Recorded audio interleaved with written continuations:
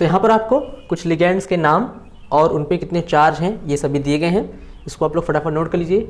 और ये सभी के सभी लिगेंड जो है विद्युत ऋणात्मक हैं। इसके बाद हम कुछ आपको विद्युत उदासीन लिगेंड्स के नाम भी दे रहे हैं और ये सभी के सभी काफ़ी इंपॉर्टेंट है, तो उसको आप लोग नोट कर लीजिए फटाफट। इसके बाद हम जो है कोऑर्डिनेशन कंपाउंड का नॉमेनक्लेचर स्टार्ट करेंगे।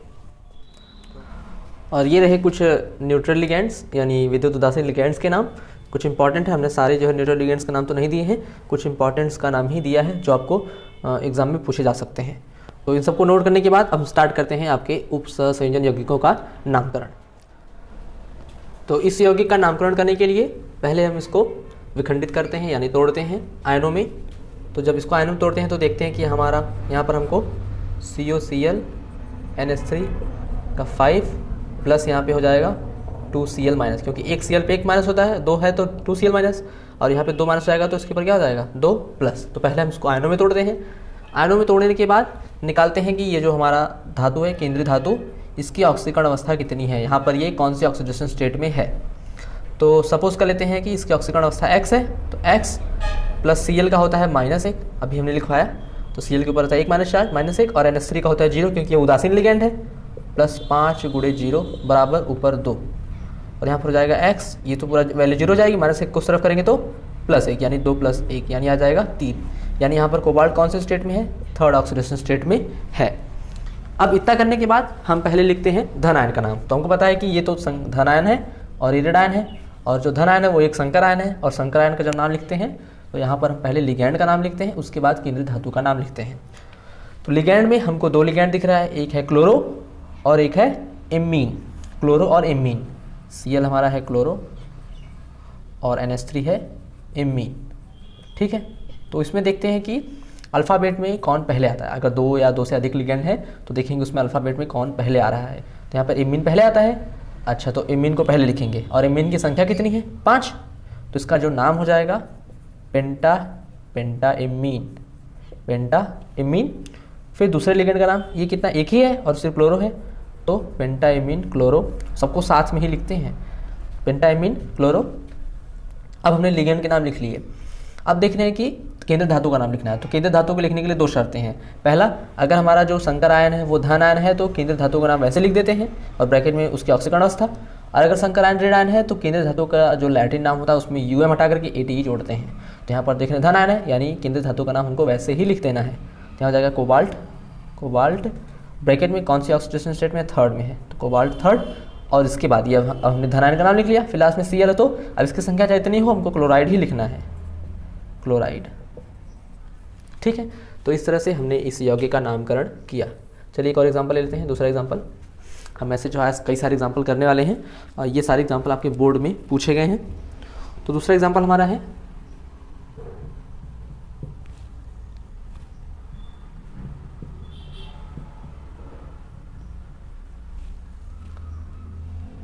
ये रहा दूसरा एग्जांपल।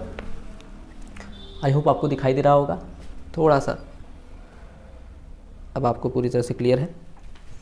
तो इसका भी नामकरण करने के लिए हम पहले इसको इसके आयनों में विघटित करेंगे, तोड़ेंगे। तो जब आयनों में तोड़ते हैं तो यहाँ पर हमको COH2O का 2 NH3 का 4 हो जाएगा, और हमको पता है कि एक Cl पे 1 माइनस है तो 3Cl माइनस यानी कि 3 प्लस। इतना करने के बाद अब हम निकालते हैं हमारा जो संकर आयन है, संकर आयन नहीं बन रहा है, संकर आयन में जो केंद्र धातु होगा उसकी ऑक्सीकरण अवस्था। तो सपोज कर लेंगे अब बार बार हमको जो ऐसा करने की जरूरत नहीं है, यहाँ पर हम डायरेक्ट ही निकाल सकते हैं। इसका तरीका ये है कि आप यहाँ से देखिए लिगेंड यहाँ पे कितने हैं।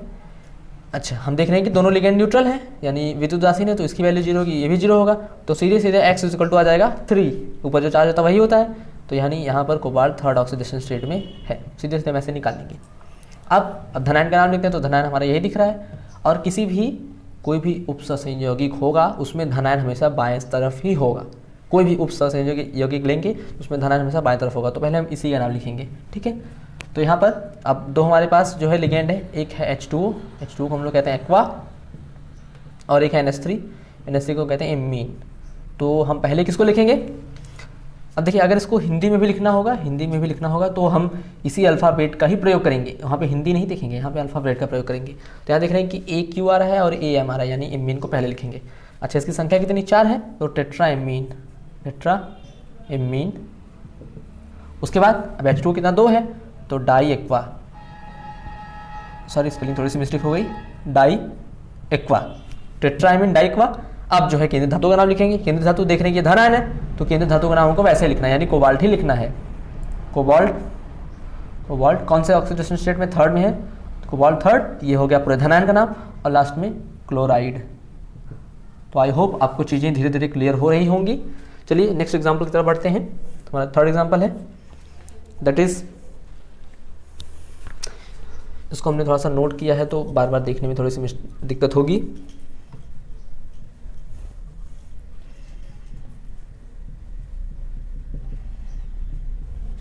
तो ये रहा हमारा एग्जाम्पल। अब यहाँ पर हमको इसका जो है नामकरण करना है। तो पहले हमको पता है कि हम इसको तोड़ेंगे इसके आयनों में। तो यहाँ पर हमको मिलेगा K प्लस प्लस यहाँ पर PT Br Cl NO2 NH3 के ऊपर +1, ठीक है, सॉरी -1, यहाँ पर +1 मिला है तो यहाँ पर -1 होगा। अब पहले हम लोग लिखते हैं धन आयन का नाम। तो पहले हम लोग निकाल दें कि धातु की ऑक्सीकरण अवस्था कितनी है। तो यहाँ पर NH3 न्यूट्रल है, इसका 0 हो जाएगा। NO2 का होता है -1 और Cl का भी होता है -1 और Br का भी होता है -1।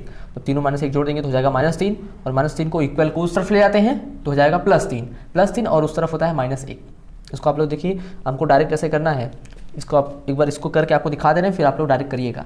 यहाँ पर PT का सपोज करते हैं x, तो यहाँ पर इसका हो जाएगा -1 प्लस इसका भी हो जाएगा -1 प्लस इसका भी हो जाएगा -1, इसका तो 0 हम नहीं ले रहे हैं, बराबर होता है -1।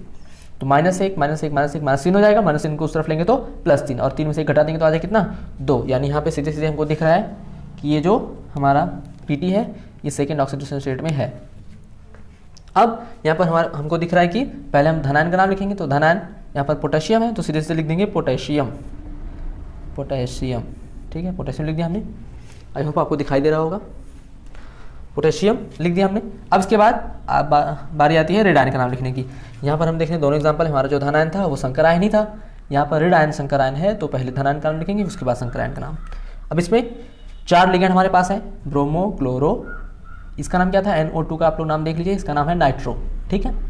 ONO का नाम है नाइट्राइटो और NO2 का नाम है नाइट्रो और इमीन। तो पहले कौन सा आ रहा है, अल्फाबेट में पहले आता है इमीन, तो पहले इमीन का नाम लिखेंगे, तो इमीन,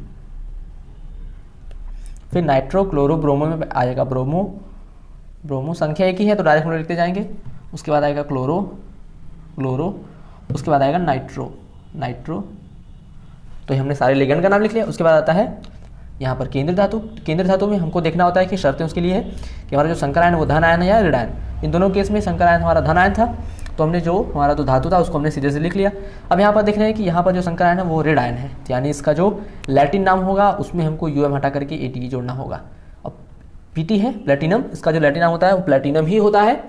तो प्लेटिनम के लास्ट में UM हटा देंगे तो प्लेटिनेट, इसको आप लोग देख लीजिए, इसका नाम होता है प्लेटिनम।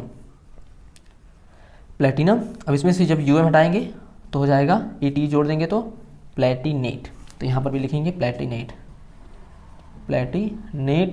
उसके बाद कौन से ऑक्सीडेशन स्टेट में, सेकेंड में है। तो ये हो गया इस यौगिक का, इस उपसंयोजन यौगिक का IUPAC में नामकरण। तो आइए कुछ और एग्जांपल देखते हैं। FeH2O Cl3, ये क्वेश्चन आपके बोर्ड एग्जाम में पूछा गया है।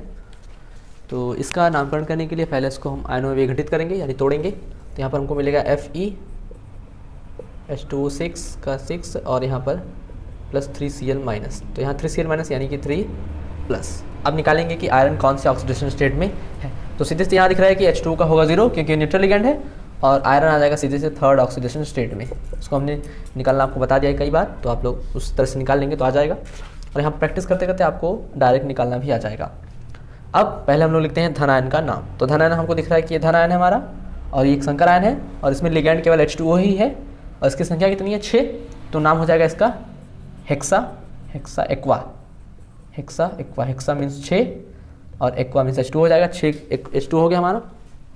आयरन, अब यहाँ देख रहे हैं कि ये धन आयन है तो आयरन का नाम आयरन ही लिखेंगे, नहीं तो ऐसे फेरेट हो जाता, हमने पिछले लेक्चर में देखा था।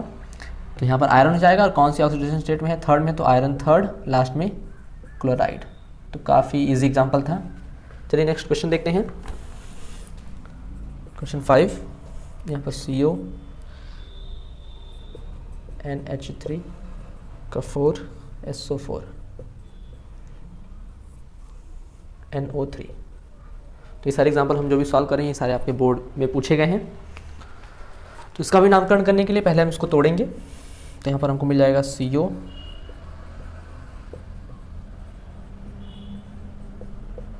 NO3, नाइट्रेट के ऊपर होता है 1 - 4, यहाँ पर जाएगा +1। ठीक है, अब उसके बाद निकालते हैं कि कोबाल्ट कौन सी ऑक्सीडेशन स्टेट में है, कौन सी ऑक्सीकरण अवस्था में है। तो यहाँ पर हम देख रहे हैं कि NH3 तो न्यूट्रल है, SO4 पे होता है 2 - 4, ये सल्फेट आयन है, इस पर होता है 2 - 4, तो 2 माइनस जाएगा ऊपर तो 2+ हो जाएगा, 2+ और 1+ यानी 3+।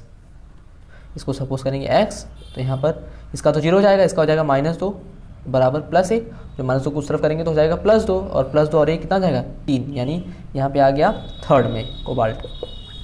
अब इसका नाम लिखने के लिए पहले हम लोग लिखते हैं न्यूट्रल लिगैंड, सॉरी इमीन का नाम, क्योंकि ये A से स्टार्ट होता है, और इसका नाम क्या हो जाएगा, इसको हम लोग कहते हैं सल्फेट। लेकिन जब ये लिगैंड के रूप में है तो सल्फेट, इसकी स्पेलिंग होती है सल्फेट। अब ये लिगैंड के रूप में है तो लास्ट में कल हमने रूल पढ़ा था कि ई को हटा करके क्या करते हैं, O जोड़ देते हैं, तो सल्फेटो हो जाएगा। इसका नाम क्या हो जाएगा, सल्फेटो। यहाँ पर हम SO4 को सल्फेटो लिखेंगे। तो पहले लिखेंगे एमीन, यानी कितना, टेट्राएमीन, 4 है तो टेट्रा एमीन। उसके बाद सल्फेटो, दूसरा लिगेंड सल्फेटो है, सल्फेटो। पहले लिगेंड का नाम लिखा टेट्राएमीन, सल्फेटो, कोबाल्ट। अब देख रहे हैं कोबाल्ट का नाम लिखने के लिए, धनायन का नाम लिखने के लिए यहाँ पर देख रहे हैं पॉजिटिव है, यानी ये संकर आयन जो धनायन है, तो कोबाल्ट का नाम कोबाल्ट ही हो जाएगा। कोबाल्ट कौन सी ऑक्सीकरण अवस्था में, 3rd में, cobalt 3rd, nitrate. I hope आपको सारे एग्जांपल अच्छी तरह से क्लियर हो रहे होंगे। हमारा नेक्स्ट क्वेश्चन है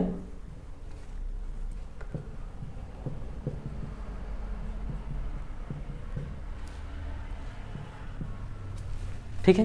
तो यहाँ पर पहले इसको हम लोग तोड़ते हैं आयनों में। तो यहाँ पर हमको मिलेगा 3K प्लस यहाँ से FeC2O4 का थ्राइस के ऊपर 3-। ठीक है, अब निकालेंगे कि आयरन कौन सी ऑक्सीकरण अवस्था में है।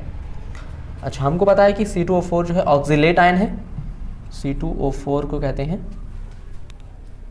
सॉरी C2O4 को कहते हैं ऑक्सीलेट आयन। तो ऑक्सीलेट आयन है तो इसके ऊपर होता है 2- चार्ज। कितना होता है, 2- चार्ज होता है। तो यहाँ पर Fe का सपोज करेंगे x प्लस इसकी संख्या कितनी है 3 गुणे -2 बराबर ऊपर कितना है -3। एक ही लिगेंड है वो भी ऑक्सीलेट, और इसके ऊपर होता है एक ऑक्सीलेट के ऊपर 2- चार्ज होता है, तो 3 गुणे -2 बराबर -3 हो जाएगा। x यहाँ हो जाएगा -6 बराबर -3, 6 को उस तरफ लेंगे तो x बराबर कितना आ जाएगा 3। यानी यहाँ पर ये जो क्रोमियम आयन है, सॉरी जो आयरन है, ये 3rd ऑक्सीडेशन स्टेट में है, 3rd में है, यहाँ पर हो जाएगा आयरन 3rd। अब इसका नाम लिखते हैं, तो पहले हम लोग धनायन का नाम लिखेंगे। तो धनायन का नाम लिखने की ये तो सीधा हो जाएगा पोटेशियम। उसके बाद अब ये संकर आयन की बात आती है, तो संकर आयन में पहले हम लोग लिखते हैं लिगैंड का नाम। तो लिगैंड हमारा दिख रहा है कि ऑक्सीलेटो है, ऑक्सीलेटो संख्या में कितनी है 3 है, तो ट्राई ऑक्सीलेटो।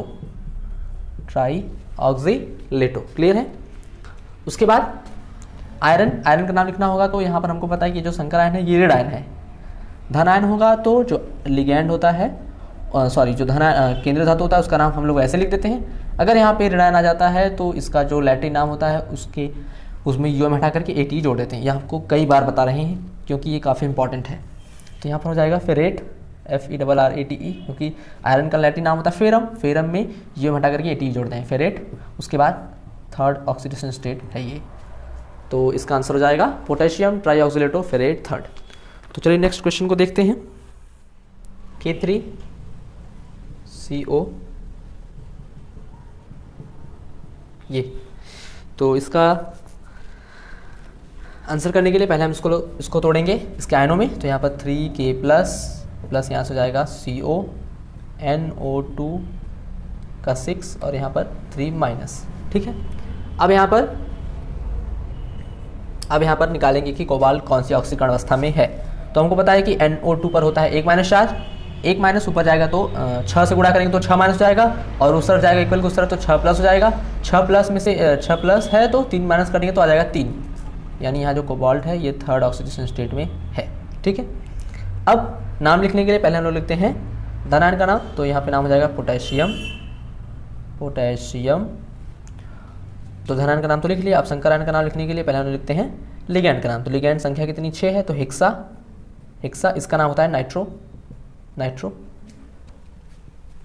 अब देख रहे हैं कि हमारा जो संकर आयन है ये ऋणावेशित है। तो अब हमने जितने एग्जाम्पल देखे अभी तक जिसमें कोबाल्ट आ रहा था, सभी में कोबाल्ट में ये धनायन बन रहा था, तो सीधे से हम लोग कोबाल्ट ही लिख दे रहे थे। लेकिन यहाँ पर इस वाले में बना है ऋण आयन, तो कोबाल्ट का नाम क्या हो जाएगा, कोबाल्टेट। कोबाल्टेट कोबाल्टेट हो जाता है। कौन सी ऑक्सीडेशन स्टेट में है, 3rd में है। तो बहुत ही ईजी एग्जाम्पल था। तो चलिए नेक्स्ट क्वेश्चन देखते हैं। CuNH3SO4। ये हम जितने एग्जाम्पल कर रहे हैं सारे के सारे आपके बोर्ड एग्जाम में पूछे गए हैं, क्योंकि हम सारे क्वेश्चन अनसॉल्व से ही सारे क्वेश्चन को कर रहे हैं। तो इसका नामकरण करने के लिए इसको हम लोग तोड़ेंगे पहले इसके आयनों में। तो यहाँ पर हो जाएगा CuNH3 और यहाँ पर प्लस SO4 की ऊपर हमको पता है 2 - 4, तो यहाँ हो जाएगा 2+। अब हम निकालेंगे कि कॉपर जो है कौन सी ऑक्सीकरण अवस्था में है। तो सीधे से देख रहे हैं कि NH3 जो है न्यूट्रल लिगेंड है, तो इसका होता है 0, यानी यहाँ सीधे सीधे दिख रहा है कि कॉपर सेकेंड ऑक्सीडेशन स्टेट में है। अब पहले लिखते हैं धनायन का नाम। चूंकि धनायन एक संकर आयन है तो पहले लिखेंगे लिगैंड का नाम, और लिगैंड की संख्या कितनी 4 है, तो टेट्राएमीन। उसके बाद अब ये लिगैंड जो धनायन है तो कॉपर का नाम तो कॉपर ही लिखेंगे, कॉपर, और यहाँ ब्रैकेट में सेकेंड, और इसका नाम हो जाएगा सल्फेट। अब यहाँ पर इसको सल्फेटो नहीं लिखेंगे, सल्फेट लिखेंगे, क्योंकि ये लिगैंड नहीं है। यहाँ पर पिछले वाले क्वेश्चन में हमने SO4 देखते हैं कि वहाँ पर SO4 लिगैंड था, तो हमने सल्फेटो लिखा। यहाँ पर सल्फेट लिगैंड नहीं है, तो इसका नाम सल्फेट ही रहेगा। ठीक है, तो चलिए नेक्स्ट क्वेश्चन को देखते हैं। K2Ni। अभी तक हमने निकल का एक भी क्वेश्चन नहीं किया, और हम लास्ट क्वेश्चन करें, इसके बाद हम आपको कई सारे एग्जांपल देंगे करने के लिए। आप लोग उसको आप आराम से करिए। जो क्वेश्चन नहीं है आप उसको जो है कमेंट बॉक्स में पूछ लीजिए, जिसका आंसर आपको दिया जाएगा। तो इसका जो है अब इसे नामकरण करने के लिए पहले इसको तोड़ेंगे इसके आयनों में। तो 2K+ प्लस यहाँ से NiCN4 2-। अब यहाँ पर निकालेंगे कि निकल की ऑक्सीकरण अवस्था कौन सी है। तो यहाँ पर देख रहे हैं CN के ऊपर 1- होता है, और इक्वल 4 है, CN है तो 4- इक्वल के उस जाएंगे 4+, 4+ और 2- हो जाएगा कितना 2, यानी निकल यहाँ पर सेकेंड ऑक्सीडेशन स्टेट में है। अब इसका नाम सीधे लिखेंगे, तो यहाँ पर लिख देंगे सीधे सीधे पोटेशियम। उसके बाद लिगैंड का नाम लिखेंगे तो टेट्रासाइनो। अब निकल का नाम लिखना होगा, तो ये हमको ध्यान देना होगा कि ये जो संकर आयन है ये ऋण आयन है, ऋणावेशित है। ऋणावेशित है तो निकल का नाम क्या लिखेंगे, निकल में ATE लास्ट में जोड़ेंगे, यानी हो जाता है निकिलेट। यही आपको थोड़ा सा ध्यान देना है, निकिलेट हो जाएगा यहाँ पर, निकिलेट सेकेंड। तो यहाँ पर आपको कुछ क्वेश्चन दिए गए हैं, 5 क्वेश्चन हमने दिए हैं, जिसको आप लोग अपने से कर लीजिएगा। और आप जिससे भी अपना जो है एग्ज़ाम की तैयारी कर रहे हैं, वहाँ से सारे जो है आपके कोऑर्डिनेशन कंपाउंड से रिलेटेड जितने भी कंपाउंड होंगे सबका IUPAC नॉमेनक्लेचर कर लीजिएगा। जो क्वेश्चन आपको नहीं आएगा वो आप हमें कमेंट बॉक्स से पूछ सकते हैं। तो मिलते हैं नेक्स्ट वीडियो में नए टॉपिक के साथ।